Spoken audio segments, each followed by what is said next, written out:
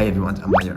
Today's video might be a little bit different. I'll be summarizing all the solar PV lessons we covered in the last 2 lessons in English. Okay, so let's start. 本节目由新加坡幼教系语言中心全程赞助播出，10年专注成人英语教育，3人精品小班设置，本人亲测课堂，上课氛围超级无敌棒，除了学习也是教育的好地方。谢谢金主爸爸催更本次的英文小课堂，幼教系值得信赖。Let's start. So today I'm going to be using a new tool which is so-called XMind. It's a very good mind map tool. So normally I was using for my job. In the past 2 lessons, we have already covered the majority of the lessons of the concepts of the solar PV. So including both the revenue, both the components of the solar PV, and how can we populate the P&L, the cash flow, etc. So let's summarize.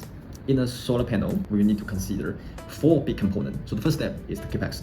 So capex normally be comprised. One is the material, and material coming from solar PV, inverter, frame, and probably cable and etc. Right? And beside the material, there's also another cost which is also very significant, which is labor cost. So labor cost normally we call it EPC. So this is all the capex with 2 components, materials and labor cost. But there's one thing I also want to highlight here, which is the payment milestone. So payment milestone is very important because this will impact the IRR, which is the internal return rate. And moving to the next, which is generation.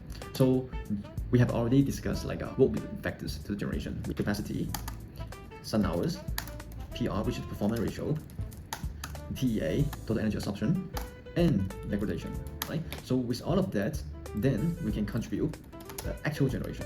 So actual generation is also what we call green electricity. Electricity. Okay. So, but sometimes when we're going to comparing or we are going to analyzing all the project performance, then we will come up with another indicators. So which is NCF, net capacity factors. What's the formulas of NCF is using the actual generation. Divide the max theoretical generation, which is capacity times 24 hours per day times the period you're going to tax. So sometimes we're going to use monthly, which is 30 days, or we're going to use 60 days, which is 2 months, or quarterly, which is 90 days. So you come up with a percentage. So the percentage range, if it's going to 10 to 15%, which is normal, right? But this is a very relative percent, which means we need to compare all the solar panel projects in this NCF. So based on this NCF, which is net capacity factor, then you can analyze which project is performing good or which project is performing bad in the operational level. Okay. So and then let's move to the revenue. So revenue normally coming from the volume times the price. Then the volume, which already know is the actual generation as mentioned above. And then there will be the price. Okay, so how can we define the price? The price is always being defined by PPA, which is the power purchase agreement. So power purchase agreement normally have 3 different types, which is the traditional PPA, which the off-taker is the government. And also there's another CPPA, which is corporate power purchase agreement, which the off-taker normally the corporate. And there's another we call VPPA, which the VPPA they don't actually trade with the generation. They only trade the rack. No generation, no physical generation.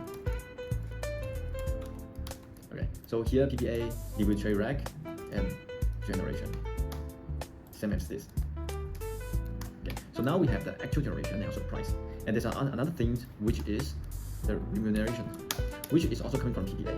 So what does that mean?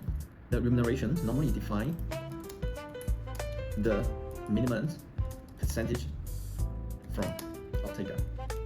Okay, so there's 2 components of electricity price. So one is coming from grid price, another is coming from, I would say, the consumption price. Okay, so both of 2 price, both of 2 remuneration is coming from PPA contract as well. Okay, then move to the next, there will be OPEX. So OPEX we have already mentioned. There's one is O&M, another is insurance, and also for the rental. There's another which is the debt interest.